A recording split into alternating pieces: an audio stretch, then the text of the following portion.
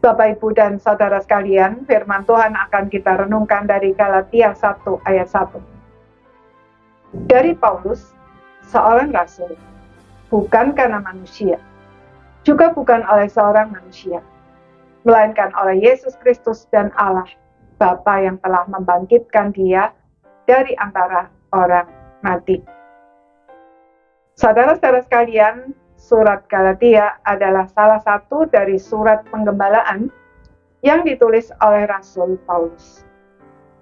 Seperti lazimnya sebuah surat pada zaman itu, surat Galatia dimulai dengan menyebutkan nama penulis, penerima surat, dan salam.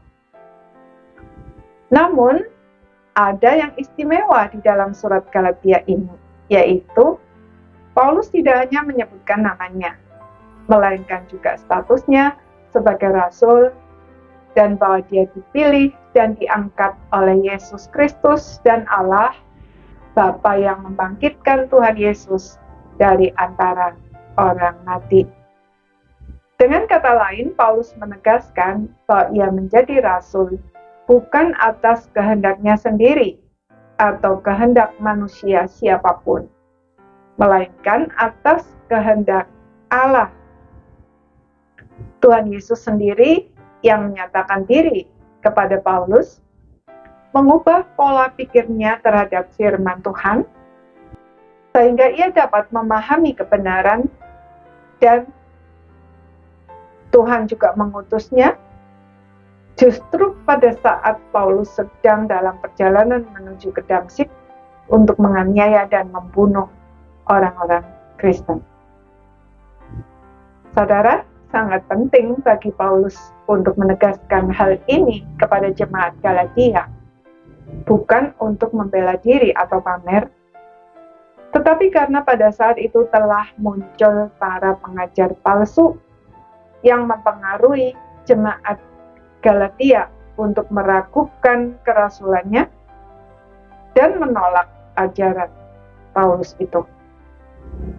Alasan yang dikemukakan oleh guru-guru palsu itu adalah bahwa Paulus tidak termasuk ke-12 murid yang telah mengikuti Tuhan Yesus, dan oleh karenanya dia bukan saksi mata dari pelayanan dan kehidupan Tuhan Yesus.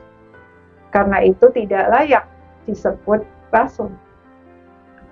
Mereka mengabaikan fakta pengalaman perjumpaan Paulus dengan Tuhan Yesus sendiri sebagai kepala gereja, yang justru merupakan poin penting dari kerasulan Paulus itu. Jadi, Paulus mengatakan semua itu untuk menegaskan bahwa dia tidak sembarangan mengajarkan firman Tuhan, melainkan dia melakukannya atas otoritas Tuhan Yesus yang telah menyatakan diri kepadanya dan membuat dia memahami kebenaran firman Tuhan. Saudara, sebagai hamba Yesus Kristus, kita tidak perlu memamerkan gelar, jabatan, status, kekayaan, dan lain sebagainya untuk menaikkan gengsi kita, seperti yang dilakukan banyak orang di dunia ini. Tetapi ada kalanya, agar berita Injil dapat diterima dengan baik, kita perlu menunjukkan siapa kita dan atas otoritas siapakah kita memberitakan firman Tuhan.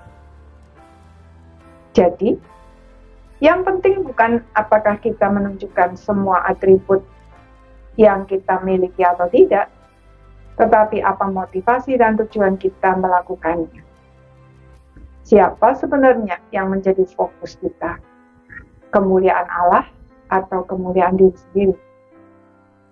Kiranya Tuhan menolong kita untuk bisa membedakan kapan kita harus menunjukkan atribut-atribut yang kita miliki dan kapan tidak perlu melakukannya. Dengan demikian kita terhindar dari dosa mengambil kemuliaan yang adalah milik Allah. Amin.